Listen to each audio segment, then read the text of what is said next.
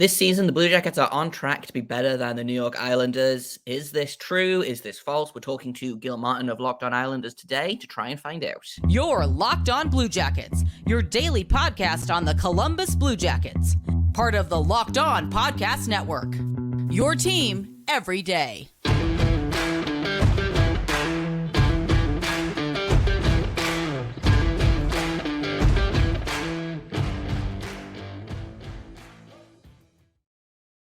Hello and welcome to Locked On Blue Jackets, part of the Locked On Podcast Network, your team every day.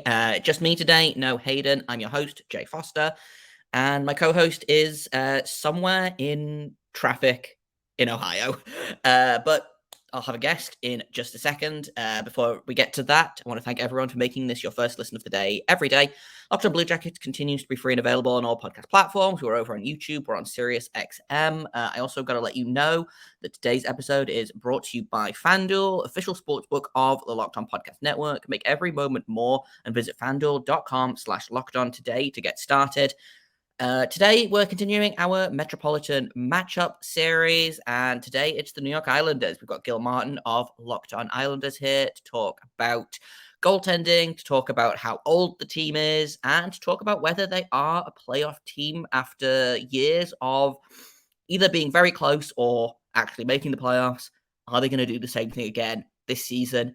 So I'll just get right into my conversation with Gil. We are continuing our Metropolitan Matchups today with a trip to New York. We're going to talk about the Islanders. We've got my very good friend and colleague at Locked On, Gil Martin, host of the Locked On Islanders podcast. And we're going to talk a little bit about some Islanders.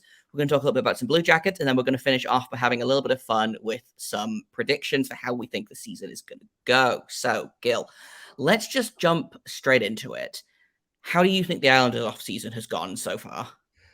You know, it's been disappointing in some ways and okay in others. Lou Lamoriello basically emphasized keeping his own potential unrestricted free agents rather than going out and bringing in somebody new. So you end up with what I think was a terrific extension signed for Ilya Sorokin a year before he was ready to hit the open market. And then you have the re-signing of Pierre Engvall, Scott Mayfield, and Semyon Varlamov to long-term deals to prevent them from going anywhere. Essentially, the Islanders are bringing back the same roster that barely made the playoffs a year ago and hoping that the results will be even better this year. Do you think Islanders fans are still happy with the work that Lou Lamoriello is doing as general manager? He's been there for a couple of seasons now. Like, is the plan still working, do you think? I think there's a lot of concern because he has traded away 4 straight first-round draft picks in a row. And if you look at any listing of prospect pools, and, we just had, Locked On NHL prospects do that for everyone. They ranked the Islanders dead last out of the 32 teams in the league. The Hockey News ranked them 27th or 28th. The Athletic was roughly the same. There are no highly regarded, this guy's going to come in and be a top 6 forward or top pair defenseman kind of players in the Islanders prospect pool. So the concern with the way Lou Lamoriello is doing this is you have a lot of players on this roster, especially at forward, who are over 30. And if you look 2 or 3 years down the road, you don't see obvious players in the pipeline who can go out and replace those players. And I guess when you see that the team finished, 7th in the Eastern Conference last year, made the playoffs by 1 point over, Pittsburgh and Florida, Florida was 1 point behind, Pittsburgh maybe 2 points behind. And those teams seem to have gotten better after the season while the Islanders just brought back the same group. That's where the concern is right now for Islander fans. Yeah, that kind of leads into my next question really nicely, actually. The Islanders seem to have done a pretty good job of kind of competing and managing to stay relevant in a very tough Metropolitan Division. How do you think that they've maintained that success over the last 4 seasons? They've made playoffs in 3 of the last 4. Is that due to just kind of, I don't want to say kicking the can down the road, because I don't necessarily think that's what's going on, but obviously trading away your first round picks is a part of that. Do you think they've, like, what do you think the main success is here? I think the main success goes back to goaltending. And I think having Ilya Sorokin and, now Semyon Varlamov is clearly the backup, but initially he was the starter. But having 2 quality goaltenders and a system that is designed to first keep pucks out of the net and limit the quality chances of your opposition, playing that style, which is really contrary to the way most teams are doing things in 2023, 2024. But that's what has worked for the Islanders. And they sort of play a playoff style system all year long. And therefore, if they do make the playoffs, they're sort of comfortable playing that style already, where other teams are sort of making more adjustments to play playoff style hockey. But the key is the goaltending. The key is the team defense. You've got, Adam Pelech and Ryan Pollock and Sorokin and Alexander Romanov and Noah Dobson. And it just sort of sets up that they're trying to win a lot of games 3-2 and 2-1. And they've been able to do it enough to make the playoffs, as you said, 3 out of the last 4 years. So. Yeah. You lost a couple of guys in the offseason, some veterans like Josh Bailey and Zach Parise. Is there a player on the roster that you're kind of circling to take a step up to kind of maybe fill a leadership role that is open with the departure of those older players? Yeah, I mean, I think Bo Horvat will take over the Josh Bailey kind of role as far as leadership goes. And as far as Parise goes, we don't know for sure yet if he's coming back or not. He has not announced his retirement. He did say on Getaway Day, which was May 1st, I know I'm going back a ways now, but he did say it's either I'm coming back to the Islanders or I'm retiring. So Lou Lamoriello did prepare for life after Zach Parise. They signed Julien Gauthier, who was a speedy skating bottom 6 kind of a forward, former first-round pick of the Rangers. They signed Hudson Fasching, who filled in when injuries hit last year and played very well in a bottom 6 role. So they're prepared for life without Zach Parise, but they're also willing to bring him back if he does indeed make that decision to return. Yeah. I feel like, correct me if I'm wrong, I feel like Lou Lamoriello hates to let things leak. And I feel like no one heard anything about the original signing of Zach Parise until it was done, basically. So do you think there's a chance that training camp's going to hit and he's just going to show up with a shiny new contract? It is possible he has already signed something. Now, and the reason I even go a step further, you're right about Lou Lamoriello liking to keep things quiet until he has to reveal them. And then the other factor is that right now the Islanders are a little less than $500,000 over the cap. So if they add Zach Parise, even if he signs another, $775,000 a year contract, they go even higher over the cap, and you're not allowed to be more than 10% over during the offseason.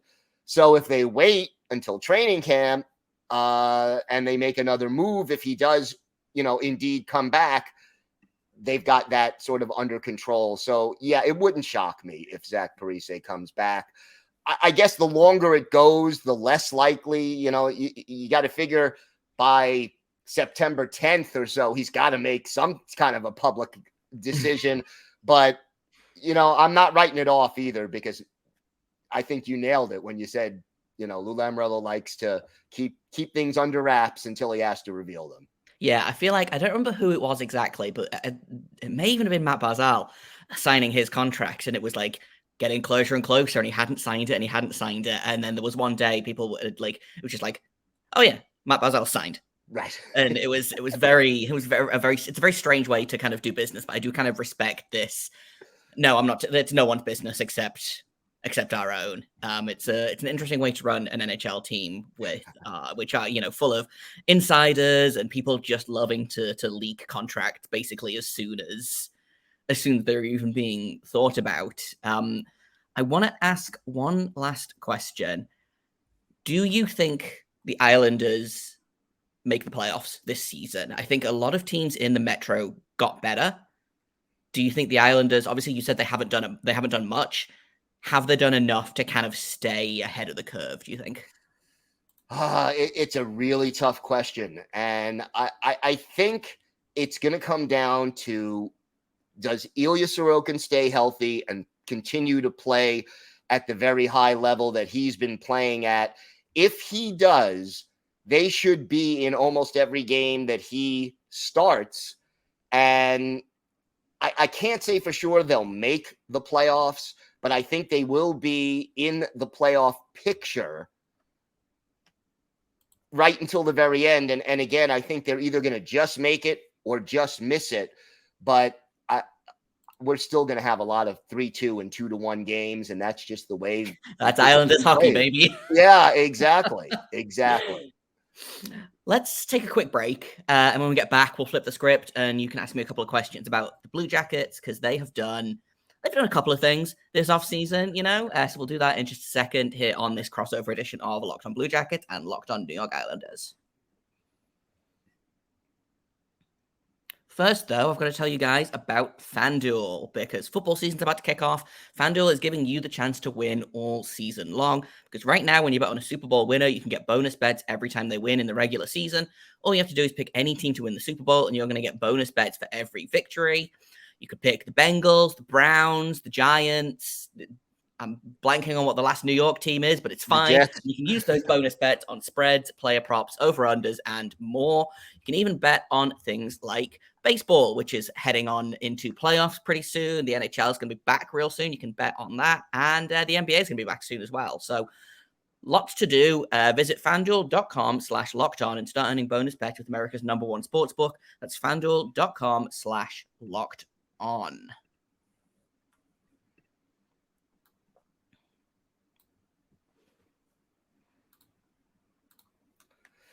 So, Jay, out of all the moves, I mean, the Blue Jackets were very busy in this offseason. Out of all the moves they made, which one do you think will have the biggest impact on the team this season? It's got to be drafting Adam Fantilli, I think. There's a ton of moves that you can point to. Hiring Mike Babcock is definitely going to have an effect on the team. Picking up Ivan Provorov and Damon Severson from other Metro teams is also probably going to have an effect. But to me, I'm looking at the fact that Adam Fantilli, who would have gone first overall in basically any draft in the last 10 years, except for McDavid and Matthews, and they somehow got him at third. And he might not start the season there, but he's going to finish the season as that first line center probably between Johnny Gaudreau and either Patrick Laine or Kirill Marchenko. He's what the Blue Jackets have maybe never had, and that is a true top-line elite center. And I think he's going to make an impact on this team from day one. I don't know if he pushes the team to be a playoff team, but he immediately makes this team better than they were last season. And I mean, last season they were real bad, but they were also really injured, So yes. There's a ton of things that you can look at, like getting Zach Werenski back from injury is also going to be huge. I see a lot of people talking about how the Blue Jackets have really only added a couple of pieces. When you look at it, they're kind of adding Zach Werenski back. He played 13 games last season and then was done for the season. Jake Bean played 14. Patrick Laine was in and out of the lineup. Like the only player really that was fully healthy all season was Johnny Gaudreau. That's it. So, there's a lot being added, but I think Adam Fantilli is he's going to be the guy to watch for this team. And how excited is the fan base about his arrival and what he's going to bring to the team? Oh, so excited. Like they had a watch party in Columbus for it, and the reaction to the Ducks picking Leo Carlsson and then the reaction to the Blue Jackets taking Adam Fantilli is just really, really fun. I'm trying my best to kind of temper my expectations. It's so easy to go into this as he's the best player that the Blue Jackets have ever had, and he's going to win the Calder, and he's going to win the Hart, and he's going to score 1 million goals, and the Blue Jackets are going to win the Stanley Cup because of him. It's so easy to kind of get caught up in that excitement. So I'm trying to temper my expectations and keep a level head and like, okay, he's going to be good, but he's not going to be Connor McDavid immediately or maybe ever. But there's a lot of excitement in the fan base, I think, because we'd kind of accepted this sounds really dramatic. We'd accepted our fate as like having to draft Leo Carlsson, who's going to be very, very, very, very good for Anaheim. But I think a lot of people were disappointed that the Blue Jackets fell from second to third, or with the Blackhawks jumping up to first. And so to get the player that we'd kind of been coveting in that second overall spot at third, I think everyone is just like, it's like when you get what you wanted for Christmas, despite the fact that your parents have been saying they can't afford it all year. That's kind of the feeling that I think a lot of fans have with Adam Fantilli. No doubt, and that's a great surprise. Let's put it that way. Once draft day was underway, got to ask about the goaltending. It obviously has been an issue. Is Elvis healthy, and can he return to the form he showed previously to help this team in between the pipes? God, I hope so. I would love to say with any kind of more certainty what kind of Elvis we're going to get this season. But it's just, I mean, goalies are so hard to predict. You know, sometimes goalies just show up and have a Vezina candidate season, despite having shown no inclination for that before. Sometimes Vezina candidate goalies show up and they can't stop a beach ball. You know, goalies are mysterious and no one understands them. I would love, Elvis is not going to be the worst goalie in the league this year, which was what he was last season. He was the worst goalie in the league, like statistically speaking. He's going to be better than that. I don't think the Blue Jackets need him to be Ilya Sorokin in the same way that the Islanders need Ilya Sorokin to be a top 3 goalie in the league, I think, to stand a chance in this division. I don't think the Blue Jackets need that from Elvis. If they can get, I've been saying on Locked On Blue Jackets, if they can get league average goaltending from Elvis, which last season was a .904 save percentage, if they can get Elvis to have a .904 save percentage this season, in my mind, they're probably a playoff team. Also, they don't have the life raft of Jonas Korpisalo anymore. He was a veteran goalie that the team could fall back on when Elvis struggled, as he has done, multiple times over the past couple of seasons. His backup this season is going to be Daniil Tarasov, who is very young and untested, but has tons of potential. I think they're going to be less willing to kind of put the weight of the season on Tarasov than they would be on Korpisalo. So there's a lot of pressure there for Elvis to be the guy because they don't really have a backup guy. They've got a backup, but they don't have a backup guy, Yeah.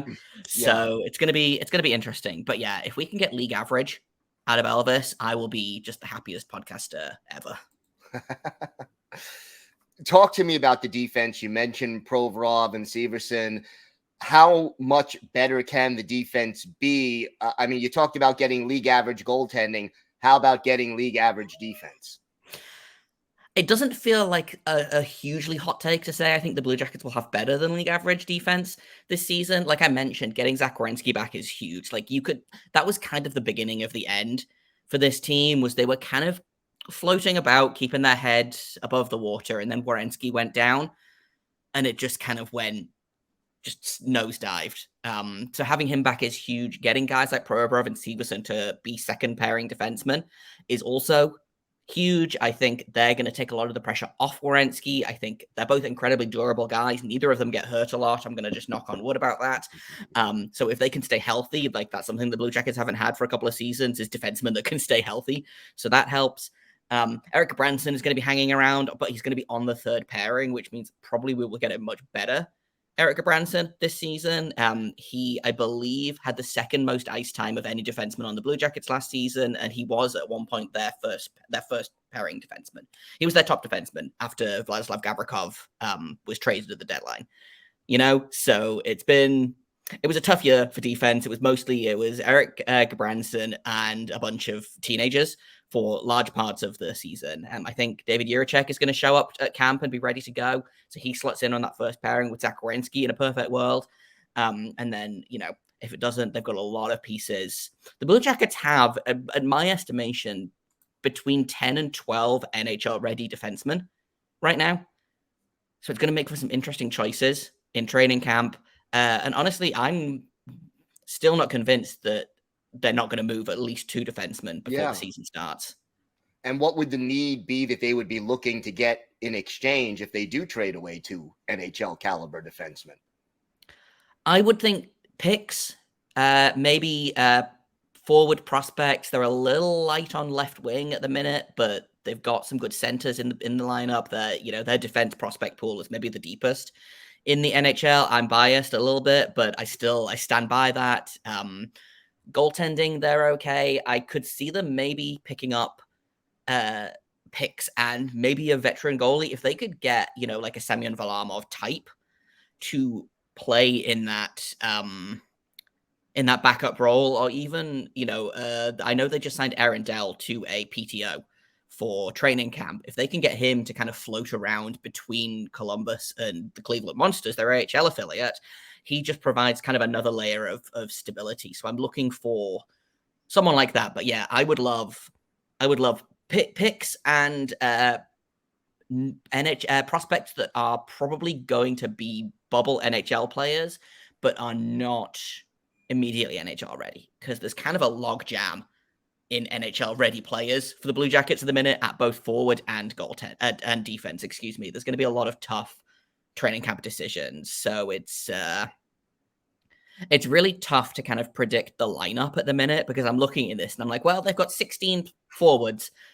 that can be in the NHL. They've got 10 defensemen. Like, I don't know what's going to happen. Training camp's going to be really, really interesting. And I think training camp might be when you start seeing things kind of start to move in terms of defensemen, because if David Jiricek plays himself into a spot, then that leaves Adam Boquist, Jake Bean, Andrew Peak, and Nick Blankenberg all competing for one spot. And Blankenberg's the only one that's waivers eligible, and the other 3 are too good to play in the AHL. So what do you do with them? So it's going to be interesting. Last question for the segment. Other than Adam Fantilli, who are some of the other young players that we should all be aware of that may make the Blue Jackets this year? I mentioned David Jiricek. Yes. He's kind of the other big one. A guy that people have probably heard a little bit about but are not super up on is a player called Dmitry Voronkov. He was drafted, I believe, in 2018 or 2019. He's been over in the KHL. He's coming over kind of like Kirill Marchenko did last season. He is going to be a big, mean forward that is, he kind of has that Ovechkin style play of he can score, he can pass, he can hit, he can skate. He's going to be a great depth guy for this team that will probably turn into an upper depth guy. In terms of other guys that could make the roster, I'm blanking on like roster locks. Those are the guys that I think will probably be making their Blue Jackets debut. There's a couple of other guys that are going to be making their Monsters debut that could get called up, but those are the 3 guys I think at the minute that other teams should probably watch some tape on. All right. Well, we will come back and make some predictions for the upcoming season, and it's only we're less than a month away from training camp, so it's getting pretty close. I know. I'm excited.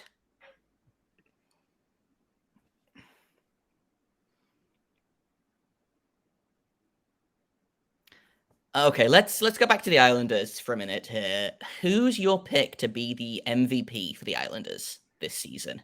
I got to stick with Ilya Sorokin. I mean, he is their best player. He was second in the Vezina voting last year. And, if the Bruins didn't have such an amazing season where Linus Ullmark led the league in win, save percentage, and goals against average, how do you vote against him in the Vezina voting? So I think Sorokin will probably play about 55, probably start 50 to 55 games. And if he continues to play at the high level he plays in, the Islanders should be in almost, let's say 85, 90% of those games should be fairly low scoring and fairly close. And I think he really holds the key. If he gets injured, I mean, I like Varlamov, but is he still capable of playing 55 games a year if he has to? I wouldn't be as confident in that. So, give him 30 games, 35 games. I think he'll be great.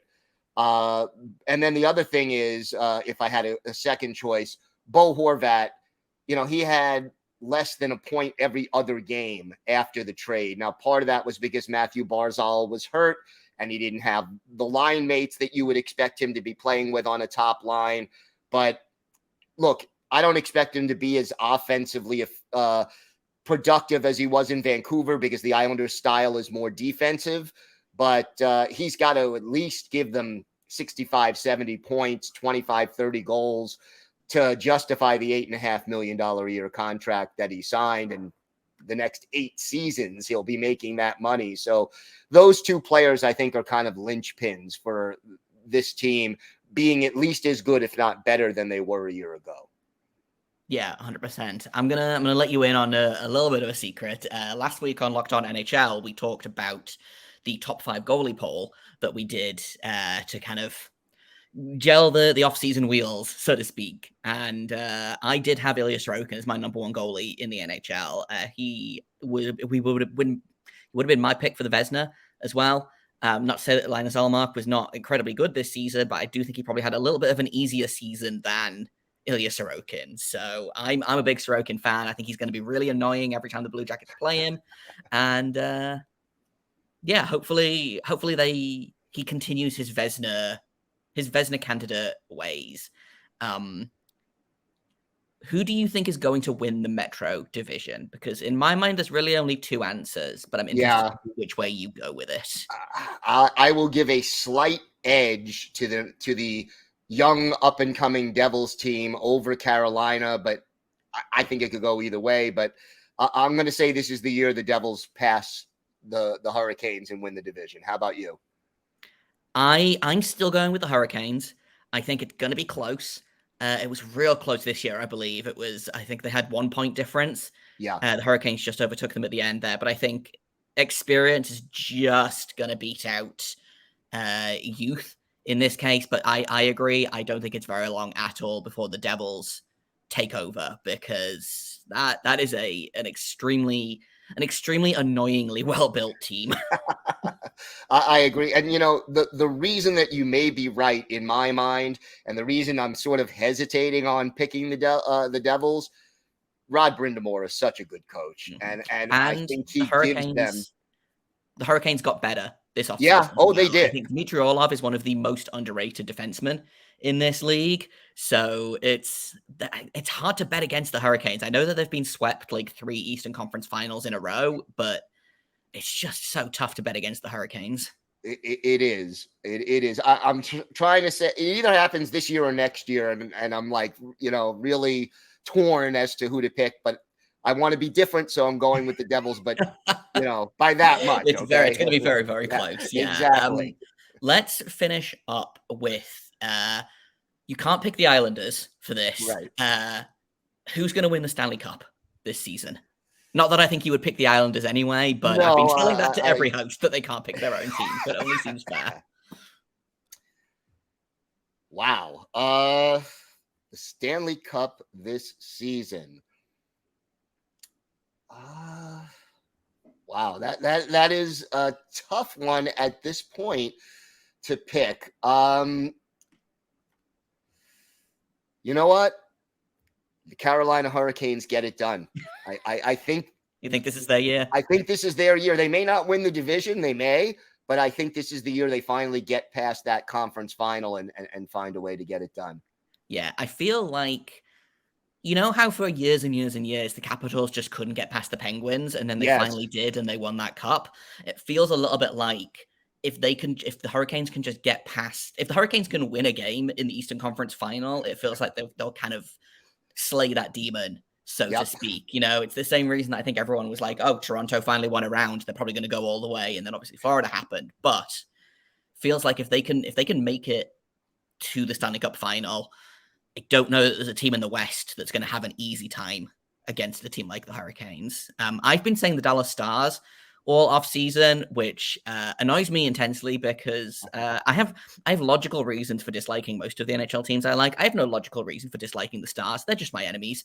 And they're so good and they're so well constructed, and they're so fun to watch.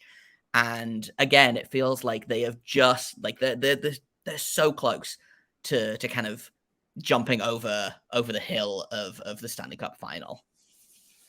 They are a very good team, and maybe because they play in a non-traditional market, they don't quite get as much respect as I think they deserve. But they've been, like you said, they've been close for a few years now, and I think that is a team to be reckoned with, no question about it. Yeah, like I didn't realize until I was watching them last season, and I've kind of just ignored the Dallas Stars as much as I can because, again, I don't like them. And I was watching the Blue Jackets play the Stars this season, and I was like, oh, this is an extremely good team, especially like in transition, on the rush. Like Jason Robertson is incredible. The ageless wonder, Joe Pavelski, they've got maybe one of the best young goalies in the league in Jay Cottinger. Like it's another team that's tough to bet against. Yeah. As much as I dislike it, I'm going to have to go with Dallas. Carolina would be a really fun Stanley Cup final in that I think it would make every single Canadian hockey fan's head explode. Probably. And like that feels like a good enough reason for me. So getting to the Blue Jackets, do you think they make the playoffs this year? Yes. But it's going to be tough. I think it really relies on, there's a lot of moving parts here. The Blue Jackets, as constructed on paper right now, should be a playoff team, I think. I'm looking at kind of the other teams in the division, and I honestly, it might come down to the Blue Jackets and the Islanders fighting for that final playoff spot. That's what I think it's going to be. I think the Blue Jackets could finish anywhere from 4th in the division to 6th in the division. I think the Devils, the Hurricanes, and the Rangers probably get spots 1, 2, and 3, and then 4, 5, and 6 is probably going to be some combination of the Capitals, the Penguins, the Islanders, the Blue Jackets, and I think the Flyers are probably going to be at the bottom of the division. So they're good enough to make the playoffs, I think. It just depends on if things go right. I do think there's going to be 5 Metropolitan teams in the playoffs this season. I think it's very possible, especially after the Carlson trade with Pittsburgh. I think they got better, at least in the short term there.